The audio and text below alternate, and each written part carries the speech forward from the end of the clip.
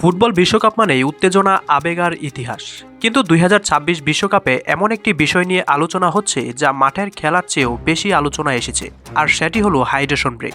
প্রশ্ন হচ্ছে, এই হাইড্রেশন ব্রেক কি শুধুই খেলোয়াড়দের পানি খাওয়ানোর জন্য, নাকি এর পেছনে রয়েছে শত শত মিলিয়ন ডলারের বিশাল ব্যবসা?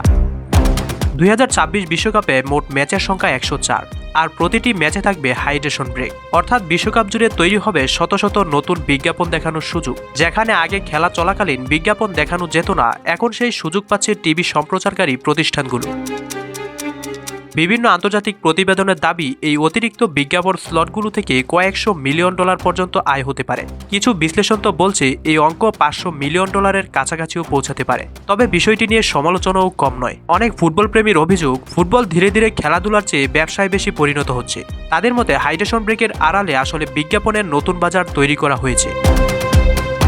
অন্যদিকে ফিফার যুক্তি একেবারেই ভিন্ন। তাদের মতে যুক্তরাষ্ট্র, কানাডা ও মেক্সিকোর গরম আবহাওয়ায় খেলোয়াড়দের স্বাস্থ্য সুরক্ষার জন্য হাইড্রেশন ব্রেক অত্যন্ত গুরুত্বপূর্ণ। খেলোয়াড়দের নিরাপত্তাই এখানে সবচেয়ে বড় বিষয়। তাহলে আপনার কি মনে হয়, হাইড্রেশন ব্রেক কি সত্যি খেলোয়াড়দের জন্য নেওয়া একটি প্রয়োজনীয় সিদ্ধান্ত, নাকি এর পেছনে রয়েছে কোটি কোটি ডলারের ব্যবসায়িক হিসাব? আপনার মতামত অবশ্যই কমেন্টে জানাবেন। আর ফুটবল বিশ্বকাপের এমন সব অজানা তথ্য, স্পোর্টস নিউজ আপডেট পেতে সাবস্ক্রাইব করে আমাদের সঙ্গেই থাকুন।